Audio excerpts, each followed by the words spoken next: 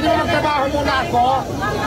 Kasi hindi lang naman, hindi kasi priority ko sa inyo yung tindahan kong priority ko eh. Naikausap sana kung pwede magtrabaho muna ako bago yung social media na yan. Hello guys, what's up once again? Palaboy OFW here. And Brian Puntanar. So for today's vlog mga idol is tungkol ito kay Diwata. Pares overload na naman mga idol. So, may papakita ako sa yung video dito. Oh, sige. Tapos, etong video na to, nakuhanan to ng mga vlogger. Oh. Na hindi na siya, talagang ginigipit na siya ng mga vlogger. Talagang wala na siyang time magtrabaho. Yung gusto ng mga vlogger, sila na lang yung inuuna eh. Dito sa video na to, parang naiinis si Diwata. Oh, talagang bad trip din si Diwata eh. Sobra na kasi sila eh. So, tingin ng mga yung mga tao na nagbago na si Diwata. Ang hindi nila alam, talagang napupuno ka rin, tao ka lang, napupuno ka rin, tapos ang dami mong ginagawa. Siyempre. Tapos, ang problema kasi sa mga vlogger dyan sa Pilipinas, nakakaasar yung mga yan. Talagang gusto nila, unahin sila mga, entitled eh. Gusto nila, pansinin sila agad-agad pag dumating, di ba? Hindi naman nakain.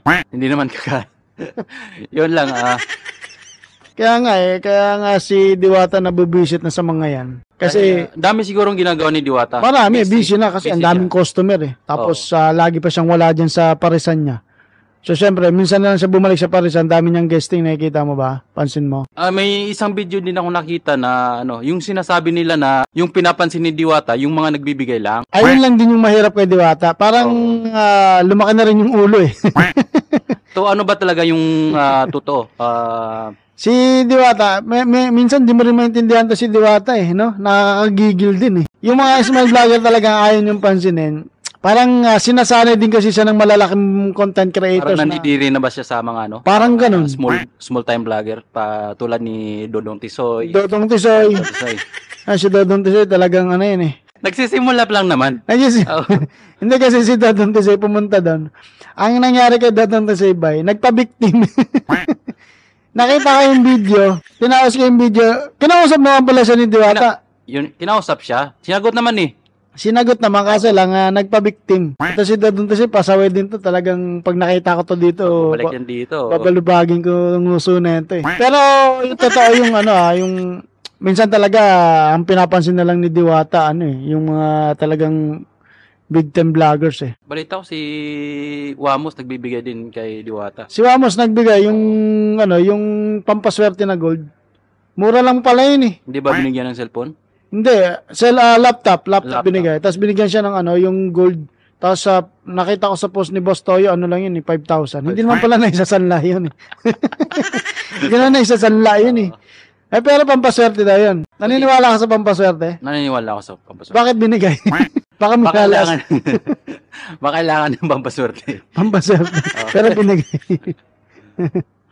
So ano pa masasabi mo ngayon kay Diwata, yung mga napapansin mo bukod sa pinapansin niya lang mga small time, mga big time vloggers? Papansin ko kay Diwata. Yun lang, kailangan lang siguro yung intindihin natin si Diwata din. Kasi napapagod din yung tao din yan eh. Napapagod. Ang daming trabaho.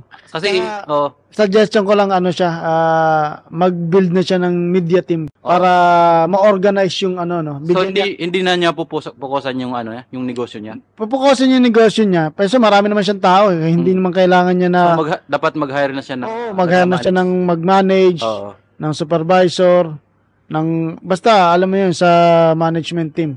Tapos magbigay siya ng schedule sa mga vloggers na gustong ma-interview siya, di ba? Para walang samaan ng loob. Kaya kasi karamihan ngayon ng mga vloggers ang kumakain eh. Kumakain sa restaurant niya. Kumakain ng gagatas eh. Double intention. Wala naman daw mga regular na kumakain doon, mga vlogger. Totoo ba 'yon? Wala na nga. Napapansin ko puro interview lang, wala namang kainan eh. Tapos yung iba, nambabastos pa, aalayan si Diwata ng lalaki. Dapat talaga asikasuhin din ni Diwata yung mga yung mga nagpapapicture sa kanya. Dapat bigyan niya ng schedule, talagang bigyan niya ng timing. Yun nga sinasabi ko, kailangan niya mag-build ng media team. So nandiyan naman si Alvin TV, iset niya ng schedule, ganitong araw, ganitong oras, para lang sa social media team, di ba? Para makapagpa-picture lahat. Para hindi siya nababas or nagagawa ng kwento. Kasi mga vlogger sa Pinas, gagawan ka ng kwento, sisiraan ka para lang mag-abuse eh. Para mag-abuse. So, tayo, neutral lang, wala tayong ano, hindi tayo naninira, hindi tayo nanggagatas. Neutral lang. Neutral lang. Kwentuhan lang. Kwentuhan lang. So, yun lang mga idol, Pinoy Vloggers in Kuwait, 2.0, Brian Puntanar, Rapi Sam Steel. Share nyo tong video na to para makarating kay Diwata. Sana ma-interview namin si Diwata soon. May babatiin ka, babay? Binabati ko si Rapi Sam Steel nagbakasyon. Yan, bye. Enjoy lang dyan sa Pilipinas. Ingat kayo dyan ba? Maraming aswang dyan sa Secure. Alright?